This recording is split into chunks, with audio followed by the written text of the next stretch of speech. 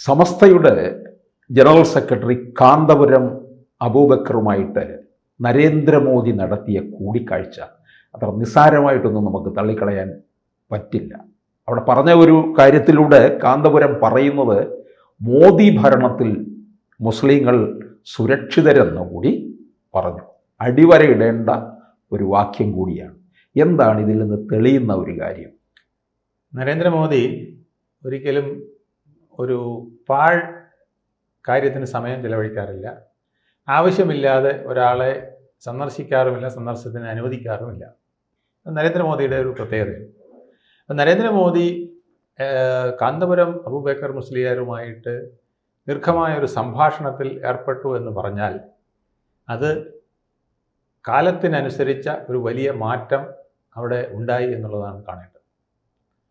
എന്തൊക്കെയോ വലിയ ലക്ഷ്യങ്ങൾ ഇരു കൂട്ടർക്കും ഉള്ളത് സമന്വയിപ്പിക്കാനുള്ള ഒരു ആദ്യ സന്ദർശനമായിട്ട് ഇതിനെ കാണേണ്ടിയിരിക്കുന്നു.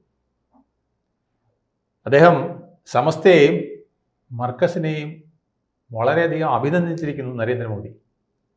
നമ്മുടെ അതിനു മുമ്പായിട്ട് മോദി ഭരണത്തെയും മോദിയുടെ കീഴിൽ മുസ്ലിങ്ങൾ സുരക്ഷിതമാണെന്നും കാന്തപുരം അബൂബക്കർ മുസ്ലിയാർ പറഞ്ഞതിന് പുറമെ നരേന്ദ്രമോദിയും അപ്രകാരം തന്നെ അദ്ദേഹത്തെ അഭിനന്ദിച്ചിരിക്കുന്നു. മർക്കസിൻ്റെ പ്രവർത്തനം, സമസ്തയുടെ പ്രവർത്തനം, മാതൃകാപരം, സാഹോദര്യം, വിദ്യാഭ്യാസ മുന്നേറ്റം, സാമൂഹിക ഐക്യം, ഈ 3 കാര്യങ്ങളിൽ അദ്ദേഹം കാന്തപുരം അബൂബക്കർ മുസ്ലിയാറെ ആശ്ലേഷിച്ചു എന്ന് പറയുമ്പോൾ അതവിടെ അർത്ഥതലങ്ങൾ ഏറെയാണ്. വരാനിരിക്കുന്ന ആസാം തിരഞ്ഞെടുപ്പ്, ബംഗാൾ തിരഞ്ഞെടുപ്പ്, കേരള തിരഞ്ഞെടുപ്പ്, എന്തിന് തമിഴ്നാട്ടിൽ പോലും ഇതിനൊക്കെ ചില അർത്ഥങ്ങൾ ഉണ്ടാവും എന്നുള്ളതാണ് കാണേണ്ടത്.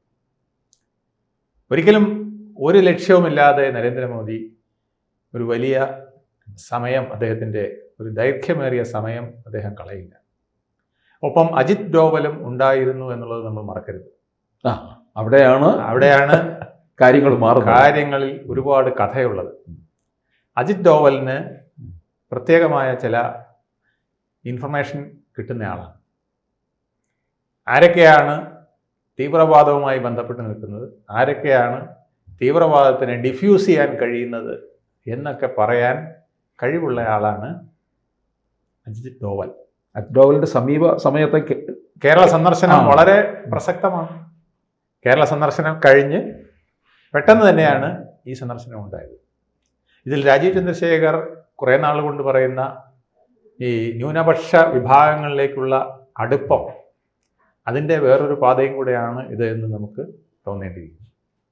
ഇതൊന്നും കേരളത്തിലെ സാധാ കമ്മികളോ കൊങ്ങികളോ ഒന്നും സമ്മതിച്ചിട്ടില്ല.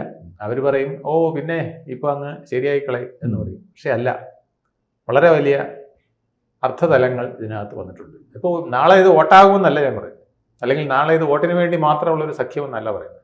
പക്ഷേ ഒരു ഇഴയടുപ്പം ഉണ്ടാക്കുന്ന നീക്കം തെക്കൻ കേരളത്തിൽ, അതുപോലെ തന്നെ ആസാം, ബംഗാൾ തുടങ്ങിയ സ്ഥലങ്ങളിലൊക്കെ പല മാതൃകകൾ കാഴ്ചവെക്കാനായിട്ട് കഴിയും.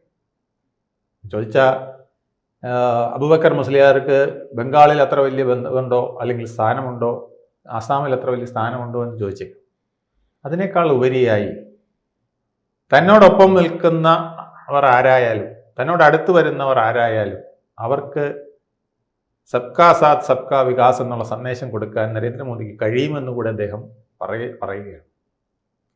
ഇതിനു പുറമെ അവർ തമ്മിൽ വലിയ ആശയവിനിമയം നടത്തിയതിലൊന്നാണ് മുസ്ലിം തീർത്ഥാടന കേന്ദ്രങ്ങൾ തെക്കേ ഇന്ത്യയിലെ എല്ലാം ബന്ധിപ്പിച്ചുകൊണ്ട് ഒരു ട്രെയിൻ സംവിധാനം. അത് അബൂബക്കർ മുസ്ലിയാർ മുന്നോട്ട് വെച്ചു. നരേന്ദ്രമോദി അതിനകത്ത് പരിഗണനയിൽ വയ്ക്കാവുന്ന കാര്യമാണെന്ന് പറഞ്ഞു. അതുപോലെ തന്നെ കേരളത്തിലെ പുരാതനമായ ചില മുസ്ലിം ദേവാലയങ്ങളുടെ സംരക്ഷണം, ഇസ്ലാം സംസ്കാരത്തിൻ്റെ ചില പൈതൃകങ്ങളുടെ സംരക്ഷണം, ഇതൊക്കെ കേന്ദ്ര ആർക്കിയോളജി ഡിപ്പാർട്ട്മെൻറ്റിനും ടൂറിസം ഡിപ്പാർട്ട്മെൻറ്റിനും ഒക്കെ നിസ്സാരമായിട്ട് ചെയ്യാവുന്ന കാര്യങ്ങളാണ്. ഇതൊക്കെ വിദേശികൾക്ക് ഉൾപ്പെടെയുള്ളവർക്കും സ്വദേശികൾക്കും നാളെ മുതൽക്കൂട്ടാകുന്ന കാര്യങ്ങളുമാണ്. അതിലൊക്കെ ചില നിർദ്ദേശങ്ങൾ പരസ്പരം കൈമാറിയിട്ടുണ്ട്.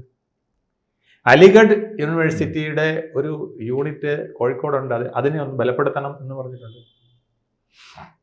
അപ്പോൾ ഇത്തരം ചില കാര്യങ്ങൾ, അതുപോലെ തന്നെ മൗലാന ആസാദിൻ്റെ ഒരു ഫെലോഷിപ്പ്, സ്കോളർഷിപ്പ്, കുട്ടികൾക്ക്, ന്യൂനപക്ഷ വിദ്യാർത്ഥികൾക്കുള്ള സ്കോളർഷിപ്പുകൾ, ഇതിലൊക്കെ ചില നീക്കപോക്കുകൾ ഉണ്ടാക്കണം എന്നും പറഞ്ഞതുമൊക്കെ വളരെ അനുഭാവപൂർവ്വമാണ് നരേന്ദ്രമോദി പരിഗണിച്ചത് എന്നാണ് മനസ്സിലാക്കുന്നത്. അപ്പോൾ ഒരു പാലം അങ്ങോട്ടും ഇങ്ങോട്ടും ഇട്ടിരിക്കുന്നത് സാമുദായിക ഐക്യം, വിദ്യാഭ്യാസ ഉന്നമനം, അതുപോലെ തന്നെ സാഹോദര്യം എന്നീ 3 വിഷയങ്ങളിലാണ് എന്നുള്ളത് ഈ 2 ധ്രുവങ്ങളിൽ നിൽക്കുന്ന 2 മതവിഭാഗങ്ങളുടെ വലിയ നേതാക്കൾ തമ്മിലുള്ള ഒരു സംയമനമായി പലരും കണക്കാക്കുന്നുണ്ട്. ഈ വരാൻ പോകുന്ന നിയമസഭാ തെരഞ്ഞെടുപ്പിൽ ഇവരുടെ ഈ കൂടിക്കാഴ്ചയ്ക്ക് കേരളത്തിൽ വളരെ പ്രസക്തിയേറുന്നുണ്ട്. കാരണം ഇവിടെ ദുർബലമായിക്കൊണ്ടിരിക്കുന്ന ഒരു മാർക്സിസ്റ്റ് പാർട്ടി, ശക്തമായിക്കൊണ്ടിരിക്കുന്ന ഒരു BJP, അതോടൊപ്പം കോൺഗ്രസിൻ്റെ ചില കൂട്ടായ്മകൾ, ഇത് തമ്മിലുണ്ടാകുന്ന, നാളെ ഉണ്ടാകാൻ പോകുന്ന ചില മത്സരങ്ങൾ, ആ മത്സരങ്ങൾക്ക് ചിലപ്പോൾ ഒരു വലിയ ശാക്തിക ചേരി നൽകാൻ കഴിയുന്ന ചില ബന്ധങ്ങൾ, ഇതൊക്കെ BJP തേടുന്നുണ്ടാവും എന്ന് തന്നെയാണ് നമുക്ക് കാണേണ്ടത്. അതുപോലെ ലീഗ് ഏത് തരത്തിലായിരിക്കും ഇതിനകത്ത് ഇടപെടാൻ പോകുന്നത് എന്നുള്ളതാണ്. മുസ്ലിം ലീഗിൻ്റെ മുസ്ലിം ലീഗ് വളരെ സംശയത്തോടെ നോക്കിക്കാണുകയുള്ളൂ. കാരണം അവർ നടത്തുന്ന നീക്കങ്ങൾ അപ്പുറമായി ചില നീക്കങ്ങൾ സമസ്തയുടെ ഭാഗത്തുനിന്ന് ഉണ്ടാകുന്നു എന്നുള്ളത് അവരെ ഒരു പക്ഷേ അല്പം വേദനിപ്പിച്ചേക്കാം, വിഷമിപ്പിച്ചേക്കാം. പക്ഷേ ചില വലിയ യാഥാർത്ഥ്യങ്ങളുണ്ട്. ഇന്ത്യ പഴയ ഇന്ത്യ അല്ല. ഇന്ത്യയിൽ ഒരുപാട് മാറ്റങ്ങൾ ഉണ്ടാകുന്നുണ്ട്. ആ മാറ്റം കാണാനായിട്ട് സമസ്തയ്ക്കും മർക്കസിനുമൊക്കെ കഴിയുന്നു. അതിൻ്റെ ആത്മീയ നേതാവായ അബൂബക്കർ മുസ്ലിയാർക്ക് കഴിയുന്നു എന്നുള്ളതാണ്. വേറൊരു കാര്യത്തിൽ കൂടെ അദ്ദേഹം അഭിനന്ദിച്ചു കേട്ടോ. യമനിൽ വധശിക്ഷയ്ക്ക് വിധിക്കപ്പെട്ട നിമിഷപ്രിയയുടെ ആ കേസിൽ കേന്ദ്ര സർക്കാരിനോടൊപ്പം തന്നെ നിന്നുകൊണ്ട് ഇടപെട്ട കാന്തപുരത്തിന് പ്രത്യേക അഭിനന്ദനം കൊടുത്തിട്ടുണ്ട്. കേന്ദ്ര സർക്കാരിനൊപ്പം നിന്ന് ഒരു ഇന്റർനാഷണൽ ലൈസോൺ നടത്തി എന്നുള്ളതാണ്. അവിടെയാണ് അതിൻ്റെ ബന്ധം കൂടുതൽ. മുസ്ലിം ലീഗിന് ഒരു പക്ഷേ ഇന്ത്യക്കകത്ത് മാത്രം നിന്ന് ഒരു തട്ടകമുണ്ടെങ്കിൽ അബൂബക്കർ മുസ്ലിയാർക്ക് വിവിധ രാജ്യങ്ങളിലെ മുസ്ലിം മതപണ്ഡിതരുമായും മറ്റുമുള്ള ബന്ധം വളരെ വലുതാണ്.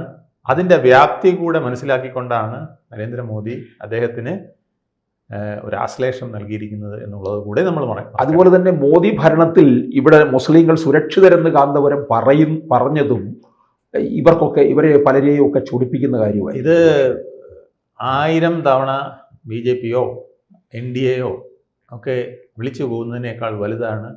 വളരെ നിശബ്ദമായി ഒരു മുറിക്കകത്ത് അടച്ചിരുന്ന് കാന്തപുരം അബൂബക്കർ മുസ്ലിയാർ, നിങ്ങളുടെ ഭരണത്തിൽ ഞങ്ങളുടെ ആൾക്കാർ സന്തുഷ്ടരാണ്, സുരക്ഷിതരാണ്, ഞാൻ അതിൽ അഭിമാനിക്കുന്നു എന്ന് പറയുന്നത്. ആ ഒരു തലത്തിലേക്ക് ഇത് കൊണ്ടുവന്നെത്തിച്ചെങ്കിൽ ഇത് നാളെയുടെ പ്രതീക്ഷയായിട്ട് നമുക്ക് കാണേണ്ട ചില ബന്ധങ്ങൾ കൂടി, അദ്ദേഹം പറഞ്ഞ ചില സാമൂഹിക ബന്ധങ്ങൾ, സാഹോദര്യം, വിദ്യാഭ്യാസവും വികസനവും ഊന്നിയുള്ള ചില മുന്നേറ്റങ്ങൾക്ക് കൂടി കാരണമാക്കും എന്നുള്ളതിന് യാതൊരു സംശയവുമില്ല. കൂടുതൽ വാർത്തകളും വിശേഷങ്ങളും നിങ്ങളിലേക്ക് എത്താൻ ABC മലയാളം സബ്സ്ക്രൈബ് ചെയ്യുക, ബെൽ ബട്ടണും അമർത്തുക.